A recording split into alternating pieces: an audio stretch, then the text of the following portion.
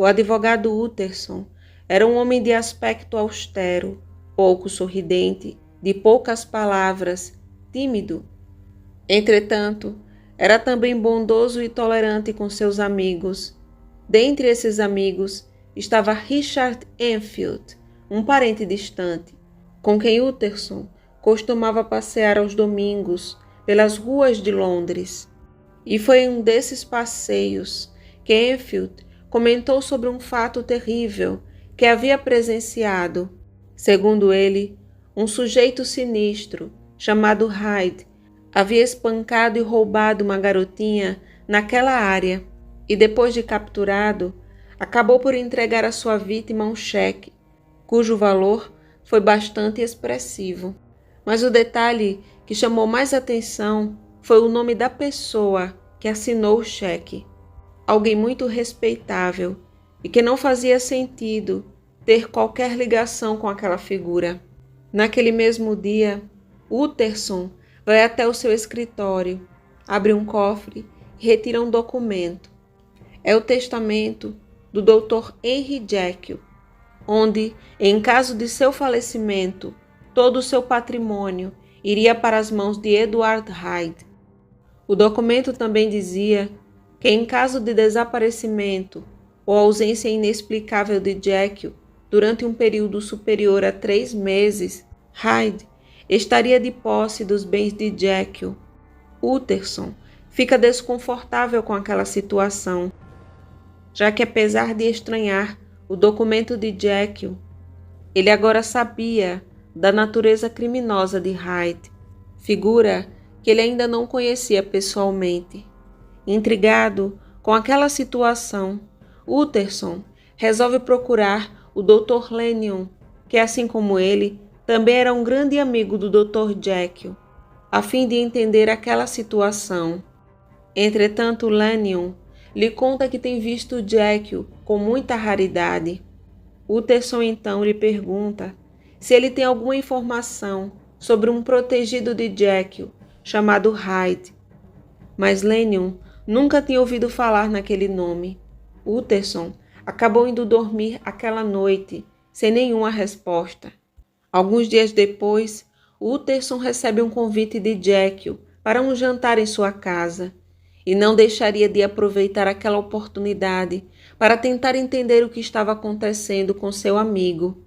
Jekyll era um homem na casa dos seus 50 anos, grande, forte, de rosto delicado, com uma expressão astuta, talvez, mas em que todos os traços revelavam a sua capacidade e bondade. Já na casa de Jekyll, Utterson esperou a hora mais oportuna possível e perguntou a seu amigo sobre seu testamento, deixando bem claro o quanto desaprovava aquele documento, principalmente depois das coisas que vinha descobrindo sobre Hyde. Nesse momento, o rosto agradável do Dr. Jekyll empalideceu, até mesmo nos lábios, e uma sombra negra obscureceu-lhe o olhar. Jekyll pediu que Utterson respeitasse sua vontade de amparar Hyde, no que Utterson acabou consentindo. Um ano depois, um crime cruel abalou Londres. Se tratava do assassinato do Sir Danvers Carwell, que tinha sido testemunhado por uma criada, que reconheceu o homicida como sendo Mr. Hyde, que ela conhecia por já tê-lo visto na casa de seu patrão. Segundo ela, ele trazia na mão uma grossa bengala que utilizou para golpear de forma inclemente a pobre vítima. Perante o horror de semelhante cena, a testemunha desmaiou. Algumas horas depois, quando recobrou a consciência, chamou a polícia, mas o assassino já havia escapado. Na vítima, encontraram uma carteira e um relógio de ouro, mas nenhum único documento ou cartão de identificação, exceto um sobrescrito, selado e lacrado, que provavelmente transportava até o correio e que se encontrava endereçado ao Mr. Utterson. Na manhã seguinte, levaram a carta ao advogado que estava em sua casa e, depois de receber a carta e se inteirar melhor da situação, resolveu ajudar a polícia a encontrar a Hyde. Ele levou os policiais até um prédio, onde já havia, depois de algumas investigações, constatado que era o local onde Hyde morava. Entretanto, uma senhora que atendeu à porta informou que Hyde não estava em casa. O advogado, então, decide entrar junto com a polícia e investigar o local onde Hyde morava. Lá dentro, eles acham muitas coisas estranhas. Por exemplo, na lareira havia um montão de cinzas, como se houvessem estado a queimar muitos papéis. Dentre eles, o inspetor desenterrou a matriz de um livro de cheques de cor verde que havia resistido à ação do fogo. Encontraram também a metade da bengala usada no assassinato de Carroll, pois a outra metade havia ficado no local do crime.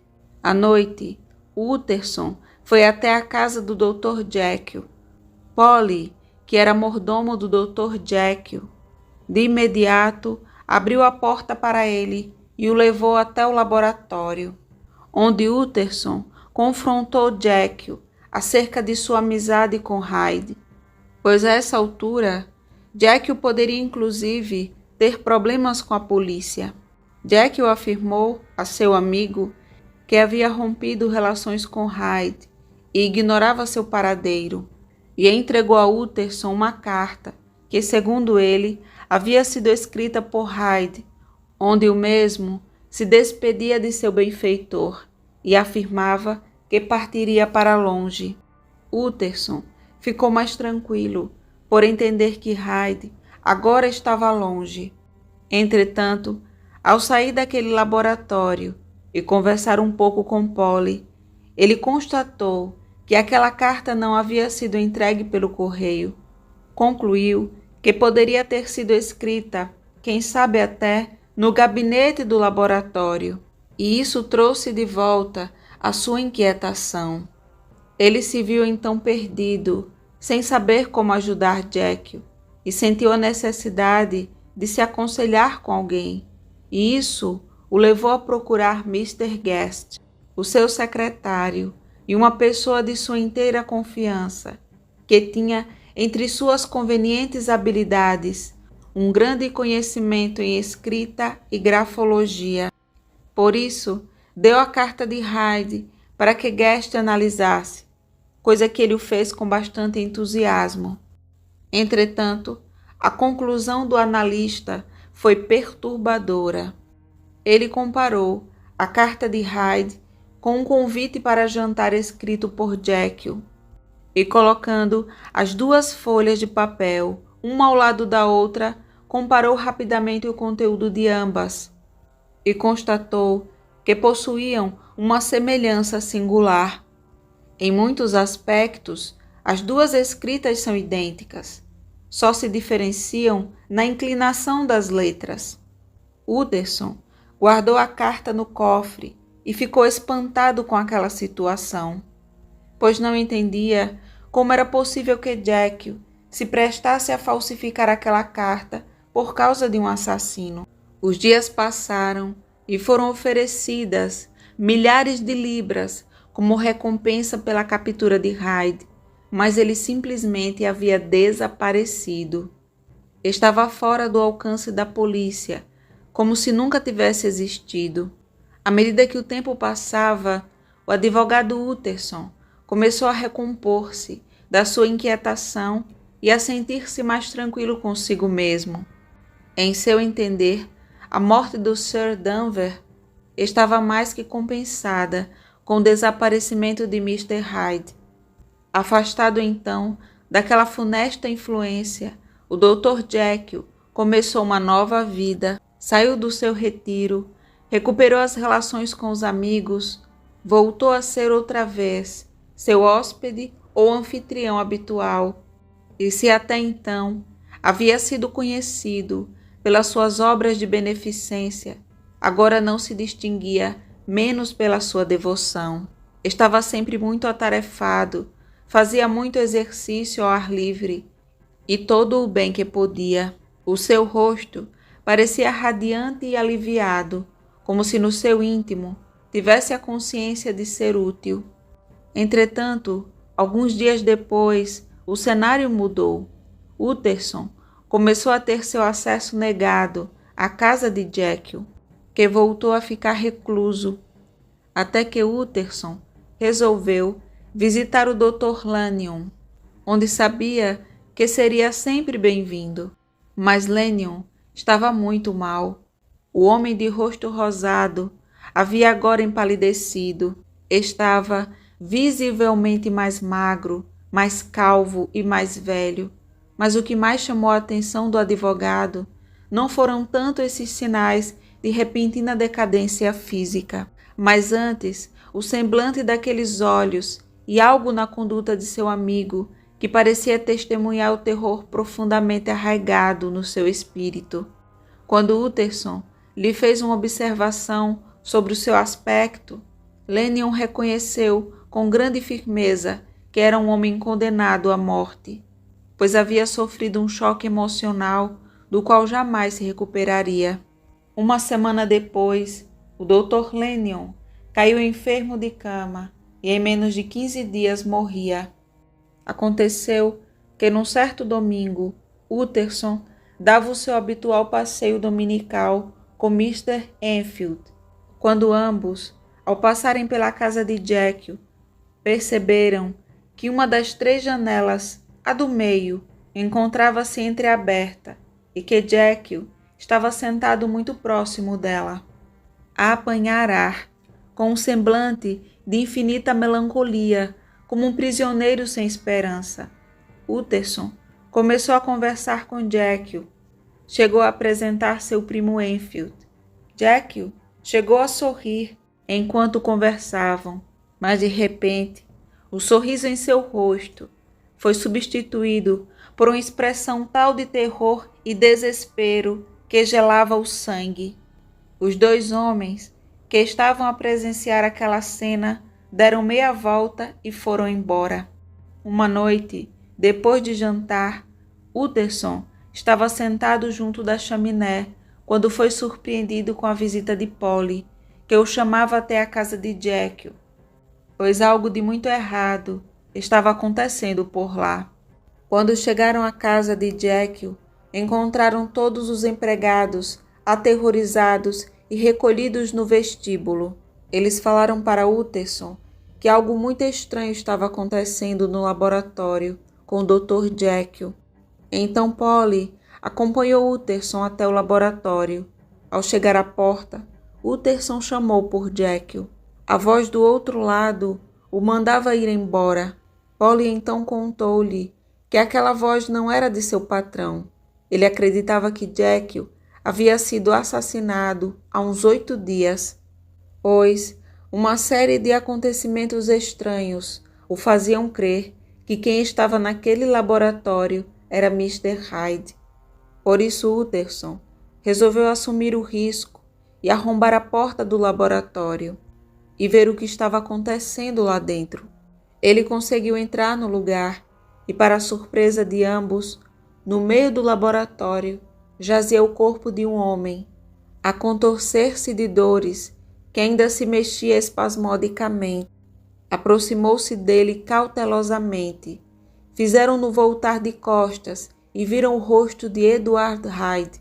Ele vestia uma roupa muito grande para ele. A roupa tinha o tamanho de Jekyll. Os músculos do rosto ainda se contraíam, aparentemente vivos, mas a vida já havia abandonado aquele corpo. E pela ampola partida que segurava numa das mãos e o penetrante cheiro de amêndoas que pairava no ar, Utterson percebeu que estava a contemplar o cadáver de um suicida. Eles agora se puseram a procurar o corpo de Jekyll. Entretanto, por mais que procurassem, em nenhum lado se via nenhum vestígio de Jekyll, vivo ou morto. Numa mesa, encontraram vestígios de um trabalho químico, diversos montículos de uma espécie de sal branco, colocados em pratos de vidro. Era como se alguma coisa tivesse impedido o infeliz de terminar uma experiência. Depois de muito investigarem, eles chegaram ao escritório e encontraram um envelope grande, endereçado ao Sr. Utterson. O advogado abriu e encontrou algumas cartas anexas. A primeira delas era um documento redigido nos mesmos termos que o escrito devolvido por ele 6 meses antes, que serviria de testamento em caso de morte ou em caso de desaparecimento. Mas em lugar do nome de Edward Hyde, viu com assombro que o beneficiário era desta vez Gabriel John Utterson. Fitou Polly, depois olhou para os papéis e, por último, para o corpo sem vida do malfeitor que jazia sobre o tapete. Em seguida, ele pegou uma segunda carta. Era, na verdade, um bilhete curto, escrito pelo doutor e datada do mesmo dia, o que lhes acendia uma grande esperança de Jack ainda estar vivo. Utterson leu o bilhete, que dizia o seguinte: Meu caro Utterson, quando esta carta te chegar às mãos, eu terei desaparecido. Não sei em que circunstâncias, que tão pouco posso prevê-las, mas o meu instinto e tudo quanto rodeia a minha infame situação dizem-me que o fim é certo e deve estar muito próximo. Lê a narrativa que Lennion me informou ir te confiar. Se queres saber mais, atende à confissão do teu indigno e desditoso amigo, Henry Jekyll. Então Utterson se deu conta de que havia uma terceira carta, que acabou sendo encontrada por Polly. O advogado enfiou-a no bolso do casaco. Ele precisava ir para casa e ler a carta escrita por Lennion, e em seguida ler a carta de Jekyll. Ele pediu que nem Polly, nem os demais empregados tomassem qualquer atitude, até que ele retornasse, coisa que faria antes da meia-noite, e aí então chamaria a polícia. Ele esperava que a leitura daqueles documentos lhe esclarecesse definitivamente o mistério. Relato do Dr. Lennion. Em 9 de janeiro, ou há 4 dias, recebi uma carta do meu amigo Henry Jekyll. Isso foi uma surpresa para mim, porque não tínhamos o costume de nos corresponder. Inclusive, havia jantado com ele na noite anterior e não conseguia entender porquê da formalidade de um registro escrito. O seu conteúdo aumentou meu espanto. A carta dizia o seguinte: Caro Lennion, você é um dos meus amigos mais antigos e, embora tenhamos tido divergências científicas, não tenho lembrança, ao menos de minha parte, de nenhum rompimento em nossa amizade. Eu sacrificaria minha fortuna e uma de minhas mãos se você me dissesse: Jekyll, a minha vida, minha honra e meu juízo dependem de você. Lennion, minha vida, minha honra e meu juízo estão nas suas mãos. Você deve imaginar que depois desse prefácio eu vou lhe pedir algo desonroso. Peço que julgue você mesmo. Peço que essa noite você adie qualquer compromisso que possa ter, por mais importante que seja, e venha até a minha casa. Polly, meu mordomo, já está ciente da situação e irá recebê-lo. Quero que busque uma gaveta, onde estão uns pós, uns frascos e um caderno de anotações, que estão no meu laboratório, e os leve até a Praça Cavendish, tal como encontrares. Essa é a primeira coisa que quero que você faça. Se você se puser a caminho imediatamente após receber essa carta, você poderá estar de volta à sua casa antes da meia-noite. À meia-noite, então, lhe peço que receba em seu consultório um indivíduo. Ele se apresentará em meu nome. Você deve entregar a ele os materiais que eu pedi que buscasse em meu laboratório. Tenho confiança que você não negará o meu pedido. Eu tremo só de pensar que você não o fará. Seu amigo Henry Jekyll. Após a leitura daquela carta, tive absoluta certeza de que meu amigo havia enlouquecido, mas por via das dúvidas, resolvi atender o seu pedido. Dessa forma, levantei da mesa, tomei uma carruagem e me dirigi à casa de Jekyll. O mordomo estava à minha espera e fui até o laboratório. Peguei os objetos conforme as instruções e retornei para Cavendish Square. Aqui, eu comecei a examinar o seu conteúdo. Os pós estavam empacotados com todo o esmero, mas não com a meticulosidade de um boticário, de modo que era evidente que fora o próprio Jekyll que os havia organizado. E quando eu abri um dos envelopes, descobri o que me pareceu ser um simples sal cristalizado de cor branca. O frasco, no qual concentrei minha atenção, logo em seguida, estava cheio de um líquido cor de sangue, de cheiro muito áspero e picante, que parecia conter fósforo e algum éter muito volátil. Quanto aos demais ingredientes, não podia imaginar o que seriam. O caderno tinha uma encadernação vulgar, no qual apenas anotara uma série de datas. Estas compreendiam um período de muitos anos, e notei que os apontamentos se interrompiam cerca de um ano antes, abruptamente.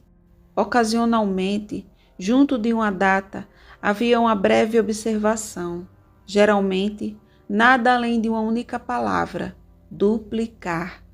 Aparecia talvez umas 6 vezes ao longo de centenas de entradas, e somente uma única vez ao longo de toda a lista, e seguida por inúmeros pontos de exclamação. Fracasso total. Embora tudo isso despertasse a minha curiosidade, nada de fato esclarecia. Havia ainda um frasco com um pouco de sal e o registro de uma série de experimentos, como tantas outras investigações de Jekyll, que não conduzira a nenhuma utilidade prática. Como a presença desses objetos em minha casa afetaria a honra, a sanidade ou mesmo a vida de meu estranho amigo, e se o seu mensageiro podia vir a este lugar, por que não a outro qualquer? E ainda supondo que houvesse algum impedimento, por que esse cavalheiro seria recebido por mim em segredo? Quanto mais refletia sobre o assunto, mais convencido ficava de que se tratava de um caso de enfermidade mental. E apesar de ter dispensado os empregados, carreguei um velho revólver para poder utilizar caso precisasse me defender. Pontualmente à meia-noite, a aldrava da porta soou. Eu fui verificar quem era e encontrei um homem baixo, recostado contra os pilares do pórtico. Você veio a pedido do Dr. Jekyll? Perguntei. Ele me disse que sim, com um gesto constrangido. Eu o convidei para entrar. Ele não aceitou, sem antes observar o entorno. A uma certa distância, havia um policial. Ao vê-lo, o visitante se apressou em entrar. Admito que essas particularidades me causaram uma péssima impressão. E na medida em que eu o seguia até a tênue luz da sala de consulta, mantive minha mão junto de minha arma. Chegando lá, afinal, tive a chance de vê-lo de forma mais nítida. Nunca havia posto os meus olhos nele antes, isso era certo. Ele era baixo, como eu já mencionei. Fiquei abalado com a chocante expressão de seu rosto e, finalmente, com a curiosa e subjetiva perturbação causada por sua presença. Essa pessoa, que desde o primeiro momento que ingressou, abalou-me de tal modo que apenas poderia descrever como uma curiosidade detestável. Estava vestido de um modo que tornaria qualquer cidadão comum alvo de risos. Suas roupas, se poderíamos chamá-las assim, apesar de serem feitas com um tecido rico e soberbo, eram muito maiores do que ele em todas as medidas. As calças pendiam sobre suas pernas e estavam enroladas para evitar que se arrastassem no chão. Mas, por mais estranho que pareça, a absurda indumentária estava longe de me provocar o riso. Pelo contrário, havia algo de anormal, de disforme, na essência daquela criatura que agora me encarava. Algo que atraía, assombrava e revoltava. Esta evidente disparidade parecia se encaixar nele e reforçá-lo. Assim, ao interesse que em mim provocava a sua natureza e o seu caráter, adicionou-se uma curiosidade sobre a sua origem, sua vida, sua fortuna e posição social no mundo. Essas observações, embora tenham tomado tanto espaço para serem reunidas, foram, no entanto, obra de alguns poucos segundos. Meu visitante parecia, de fato, estar em brasas, aprisionado de uma excitação obscura.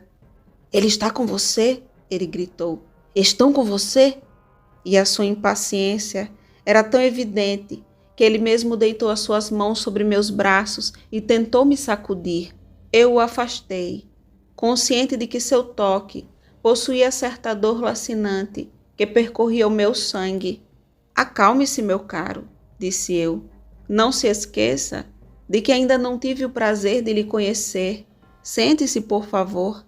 E, dando-lhe o exemplo, sentei-me em meu lugar costumeiro e procurei imitar a conduta ordinária que teria com qualquer de meus pacientes. Tanto quanto me permitia o avançado da hora, a natureza de minhas preocupações e o horror que me inspirava meu visitante. "Perdoe-me, Dr. Lennion", respondeu ele mais civilizadamente. "O que o senhor me disse, de fato tem razão, e minha impaciência simplesmente me fez esquecer de minha polidez. Venho aqui a pedido do seu colega, Dr. Henry Jekyll, a respeito de um assunto de alguma importância, e compreendo que..." Ele parou e colocou sua mão sobre a garganta, e pude ver que, apesar de seus modos controlados, estava lutando contra os acessos de histeria. "E compreendo que..." uma gaveta. Senti nesse momento um pouco de pena da ansiedade de meu visitante e mesmo até de minha própria e crescente curiosidade. "Ele está aqui, meu senhor", disse eu, apontando para a gaveta, onde ela se encontrava, deitada sobre o chão, por detrás da mesa e ainda coberta com o papel. Ele se ergueu de um sobressalto. Pude ouvir o seu ranger de dentes com a ação compulsiva de suas mandíbulas, e seu rosto adquiriu tal aspecto apavorante que cheguei mesmo a temer por sua vida e por seu juízo. "Componha-se, homem", disse. Ao se voltar, mostrou-me um terrível sorriso e, tomado por um ataque de desespero, arrancou a folha de papel. Ao ver o seu conteúdo, ele proferiu tal grunhido de imensa satisfação que chegou a me petrificar. No instante seguinte, com uma voz que já demonstrava um maior autocontrole: "Você possui um recipiente graduado?" Levantei-me de meu lugar com um pouco de esforço e lhe entreguei o que me pedia. Ele me agradeceu com uma saudação sorridente, distribuiu algumas medidas da tinta vermelha e lhe adicionou um dos pós. A mistura, que a princípio possuía uma tonalidade avermelhada, começou, na medida que os cristais se dissolviam, a adquirir um certo brilho na cor, a entrar em efervescência e a exalar pequenas nuvens de vapor. Repentinamente, naquele exato momento, a ebulição cessou e o composto mudou para um tom de púrpura escuro, que lentamente foi desbotando até um tom de verde claro. Meu visitante, que observava toda essa metamorfose com um olhar aflito, sorriu, baixou o frasco sobre a mesa, voltou-se e então olhou para mim com um ar examinador. "E agora", disse ele, "vamos esgotar os seus restos. Você será sábio? Será facilmente guiado? Você toleraria que eu tomasse este recipiente em minhas mãos e saísse de sua casa sem maiores explicações? Ou a avidez de curiosidade já está comandando as suas ações? Pense bem o que vai responder, pois faremos o que você decidir. Assim que decidir, tudo ficará como estava, e o Senhor, nem mais rico nem mais sábio, a menos que ajudar um amigo em sofrimento mortal possa ser considerado como uma espécie de riqueza da alma, ou pelo contrário, toda uma nova terra de conhecimentos e novos caminhos para a fama e o poder serão abertos para você aqui. Nesta sala, neste mesmo instante, diante dos meus olhos, terá lugar um prodígio que faria tremer de incredulidade o próprio Satanás. Meu Senhor, disse eu, tentando manter uma frieza que está longe de ser verdade. Você fala por enigmas, e talvez você não tenha notado que lhe ouvi sem nenhuma forte impressão de crença. Mas, uma vez que já fui tão longe, nesses serviços inexplicáveis, não pararia agora antes do seu fim. Muito bem, respondeu meu visitante. Lennion, lembre-se de seus votos. O que você verá está sob o sigilo de sua profissão. E agora, você que durante tanto tempo se limitou a seguir as ideias mais mesquinhas e materiais, você que tem negado a virtude da medicina transcendental, você que me ridicularizou, observe. Ele colocou o recipiente em seus lábios e tomou tudo de um gole só. Um grito se seguiu. Ele cambaleou assustado, agarrado com força à mesa, olhando o vazio com os olhos, arfando com a boca aberta. E assim que eu olhei para ele, pensei ter visto uma mudança. Ele parecia inchar, seu rosto tornou-se de repente enegrecido, e as feições pareciam derreter e se alterar. E nesse exato momento, coloquei-me de pé e dei um pulo para trás em direção à parede, com meus braços levantados como escudo, me protegendo de tal prodígio. Minha mente submergia em pleno terror. Oh, meu Deus! Gritei, e mais uma vez e outra ainda, oh, meu Deus! E diante de meus olhos, pálido e trêmulo, meio sem sentido, e tateando diante dele com suas mãos, como um homem trazido da morte, ali se encontrava de pé Henry Jekyll. O que me contou logo depois, eu não consigo resgatar de dentro de minha mente para colocar no papel. Eu vi o que vi, ouvi o que ouvi, e minha alma se encheu de náusea com tudo isso. E ainda agora, quando aquela visão se desvanece diante de meus olhos, eu pergunto a mim mesmo se ainda acredito em tudo isso, não sendo capaz de responder, entretanto. Minha vida foi abalada até as suas raízes. Perdi por completo o sono. O terror mais mortífero se abateu sobre mim em todas as horas do dia e da noite, e sinto que meus dias estão contados e que morrerei. E ainda assim morrerei descrente. Quanto à turbidez moral que aquele homem me revelou, mesmo coberto de lágrimas de penitência, não posso, nem mesmo em lembrança, encarar tudo aquilo sem um lampejo de horror. Eu lhe direi uma coisa, Utterson, e o que lhe direi, se for capaz de dar-lhe algum crédito, será mais do que suficiente. A criatura que rastejou até minha casa naquela noite era, de acordo com a própria confissão de Jekyll, conhecido pelo nome de Hyde e caçada em cada esquina da terra pelo assassinato de Carrel. Assinado Astier Lennion.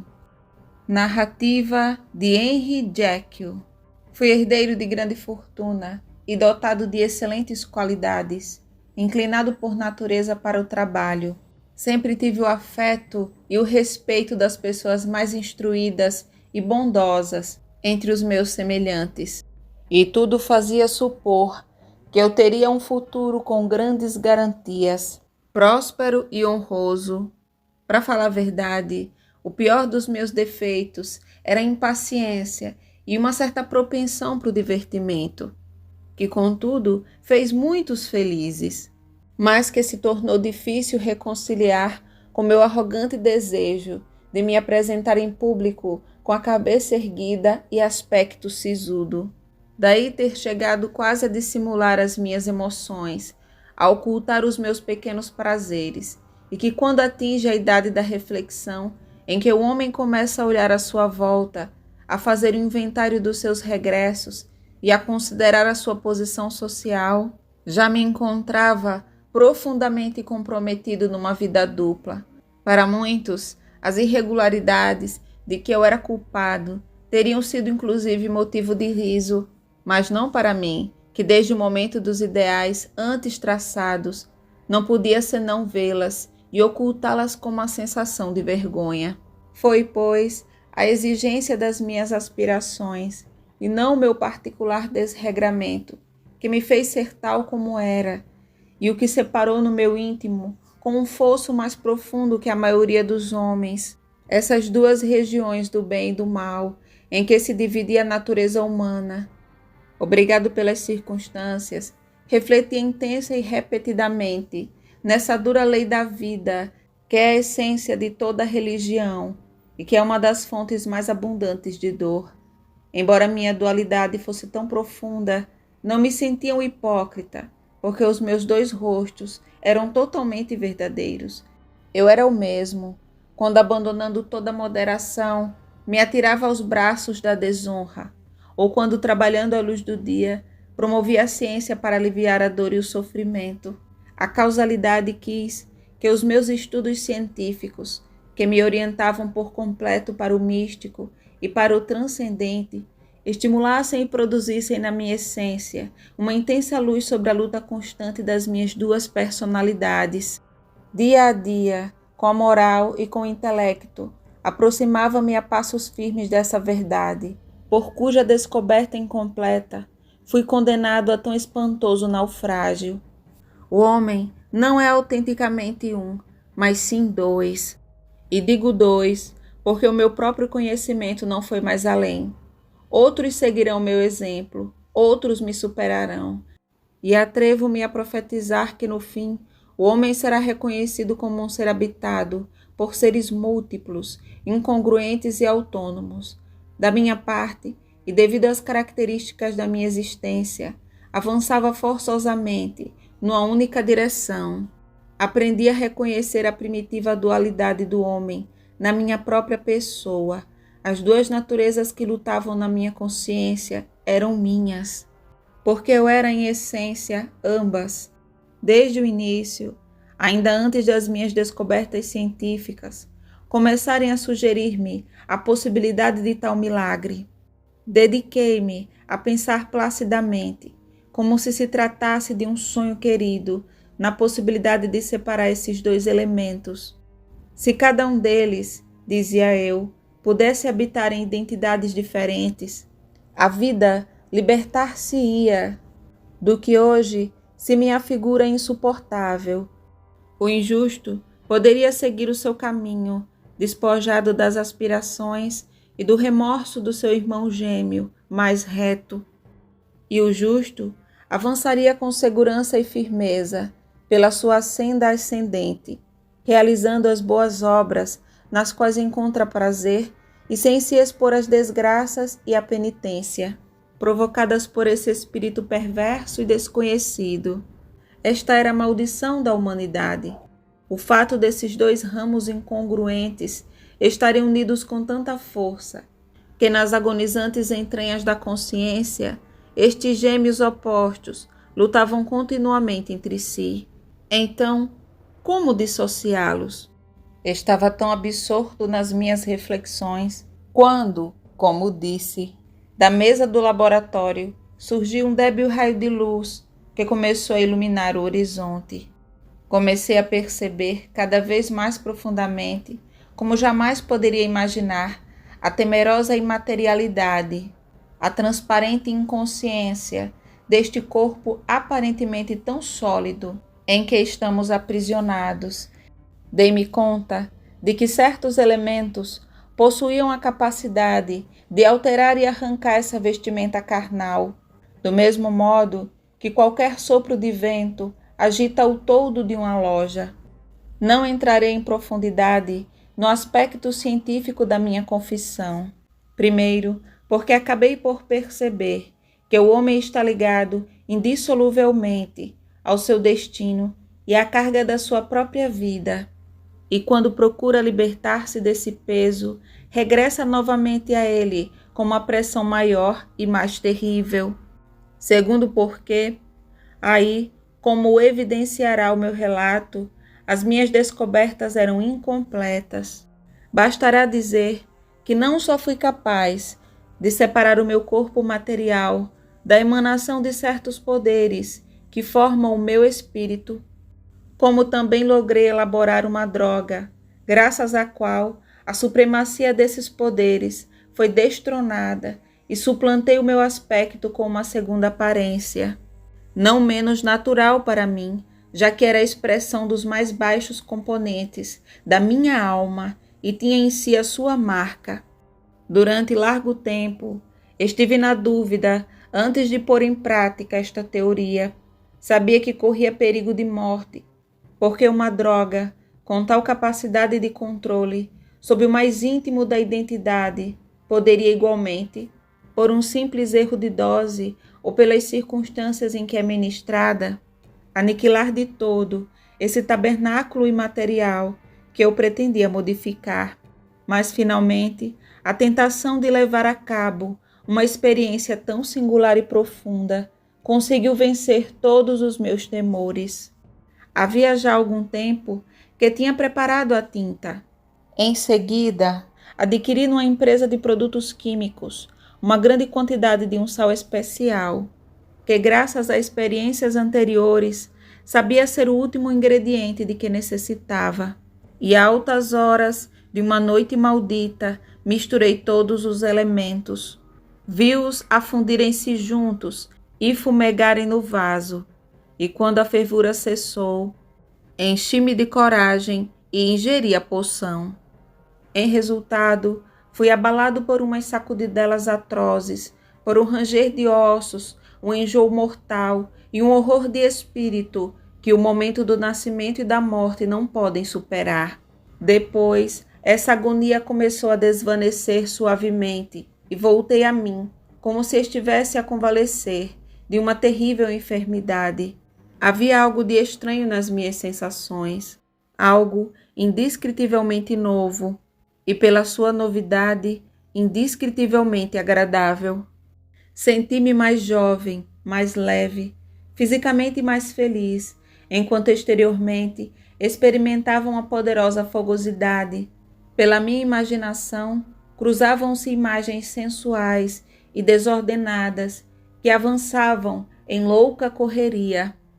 Reparava como se dissolviam os vínculos que me atavam às minhas obrigações, como a minha alma se submergia numa liberdade desconhecida e inocente. Ao respirar o primeiro alento desta nova vida, soube-me mais perverso, 10 vezes mais perverso, como se fosse um escravo vendido à minha maldade original.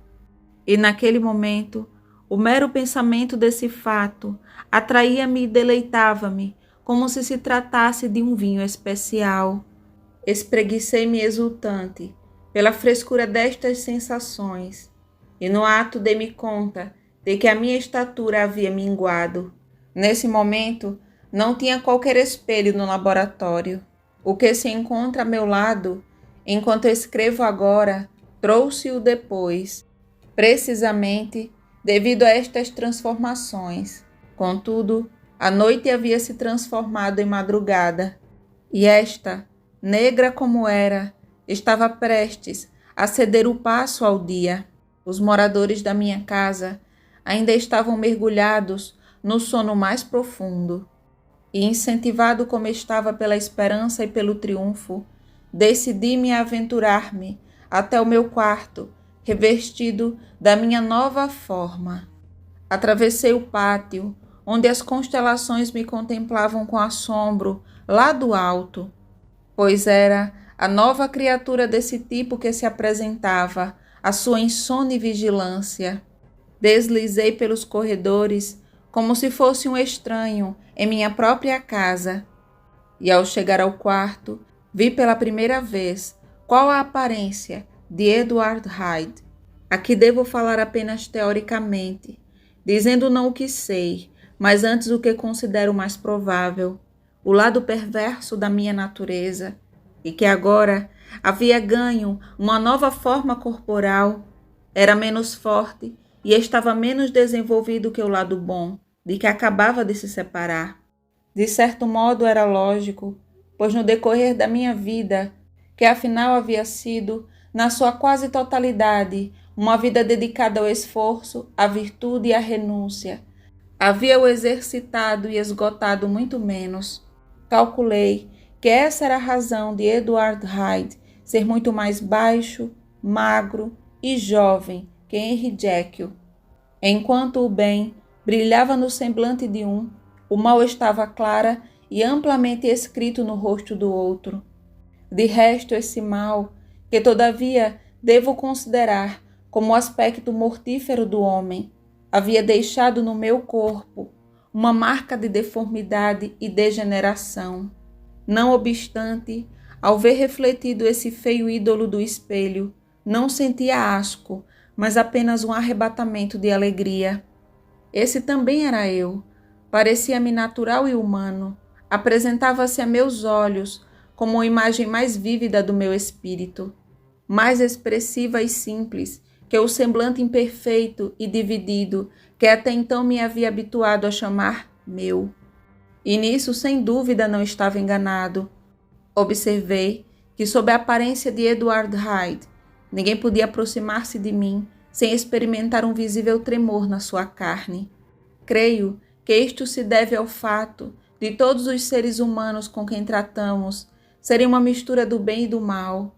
E entre os membros da humanidade, Edward Hyde era o único que representava o mal em estado puro. Admirei-me ao espelho apenas por um instante. Contudo, ainda faltava realizar a segunda e decisiva experiência. Faltava saber se a perda da minha identidade era irremediável. E assim regressei precipitadamente ao meu laboratório. Preparei de novo a mistura e bebi o conteúdo do copo.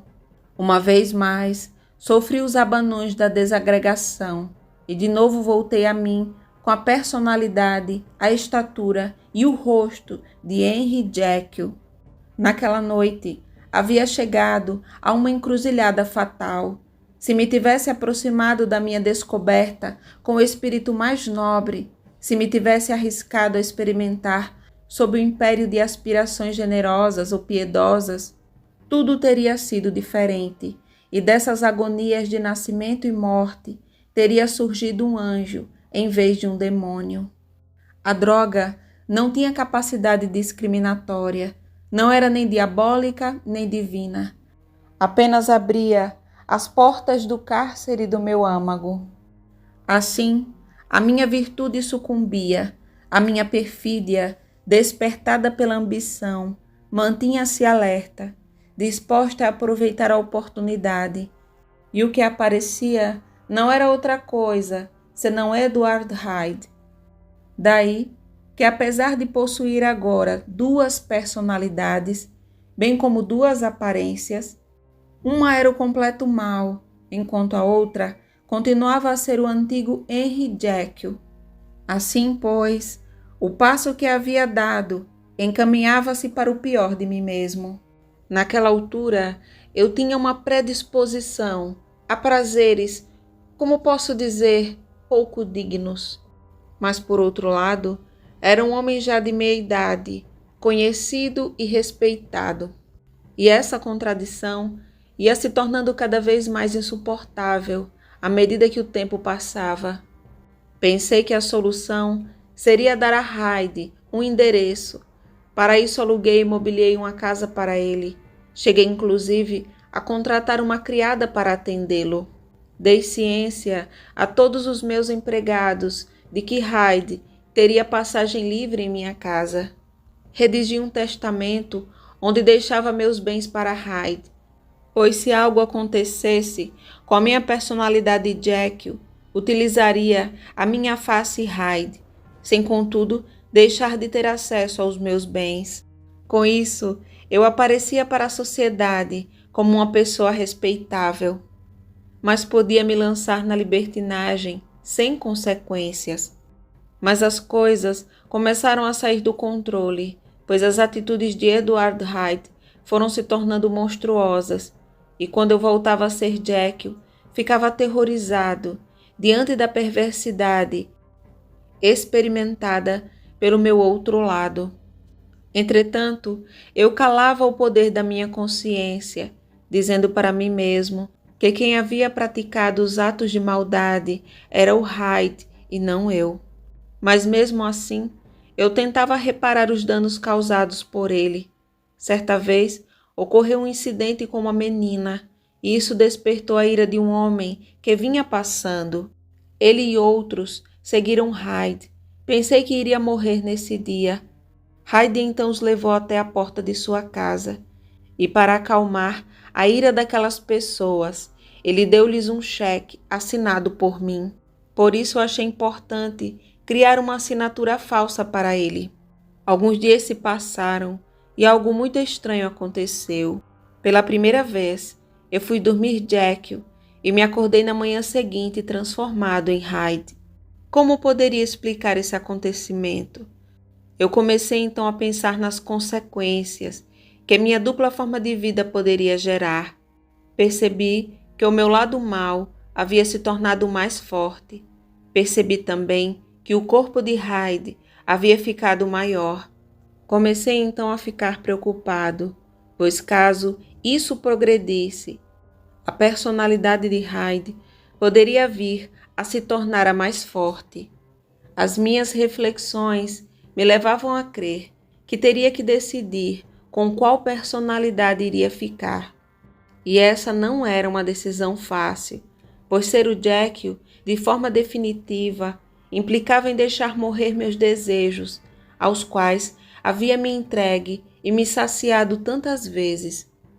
Mas unir-me de forma irreversível a Hyde seria o mesmo que deixar morrer em minhas conquistas e meus sonhos, para me tornar um ser desprezado e sem amigos. Então fiz a escolha, optei por Jekyll, dando adeus para Hyde. E assim permaneci firme na minha escolha por 2 meses, mas aos poucos fui entendendo que as minhas inquietações eram bobagens, e no momento de fraqueza moral fui ao laboratório, juntei novamente todos os ingredientes e tomei a dose que traria Hyde de volta. Hyde estava com sede de violência e descarregou toda a sua perversidade em Sir Danvers.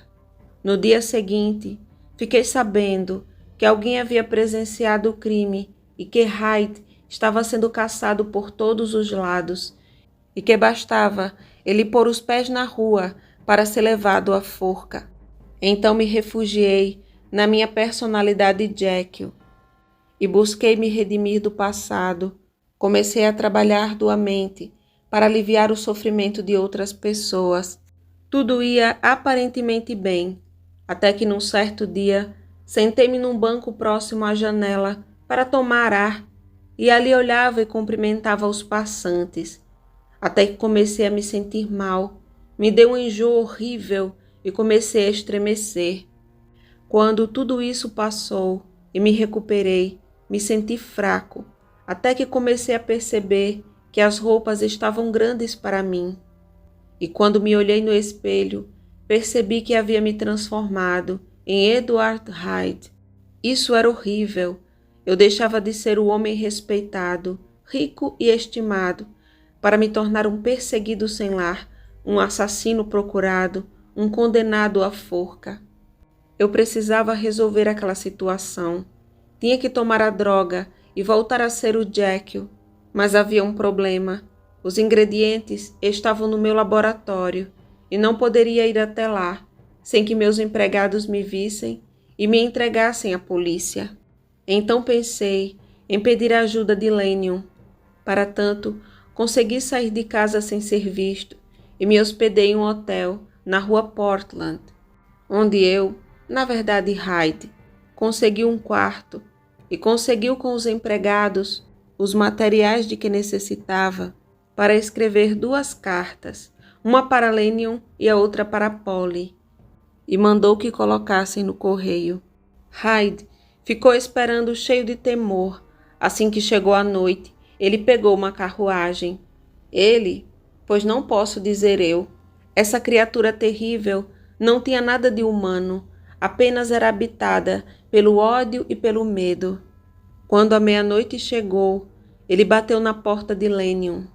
Confesso que o horror manifesto pelo meu amigo de longa data me afetou um pouco. Já não queria mais ser o Hyde. Depois que tudo aquilo passou e eu estava de volta à minha casa e perto das minhas drogas, eu estava feliz. Entretanto, essa alegria não durou muito, pois de tempos em tempos eu era assaltado pelas sensações que precediam a transformação. E assim, fui tomado pela tensão. Já não conseguia mais dormir, vivia doente, estava muito debilitado. E à medida que eu ia enfraquecendo, os poderes de Hyde pareciam aumentar. Foi aí que percebi que os meus sais estavam acabando, pois não havia renovado meu estoque desde o dia da minha primeira experiência. Eu pedi que Polly buscasse mais. Quando ele trouxe o ingrediente que pedi, eu tentei fazer a poção, mas não consegui. Agora eu tenho certeza que na primeira remessa que eu havia comprado, o sal não era puro, e por isso a poção havia sido eficaz. E como eu desconhecia que impureza era essa, não conseguiria mais reproduzi-la. Por isso, sei que em breve desaparecerei, e essa será a minha morte. Quanto a Hyde, não sei qual será o seu destino. Nem me interessa saber. Essa é a verdadeira hora da minha morte, e o que acontecer daqui em diante só a mim diz respeito. Assim, pois, ao pousar a pena e ao assinar a minha confissão, ponho fim à vida deste desventurado. Assinado Henry Jekyll.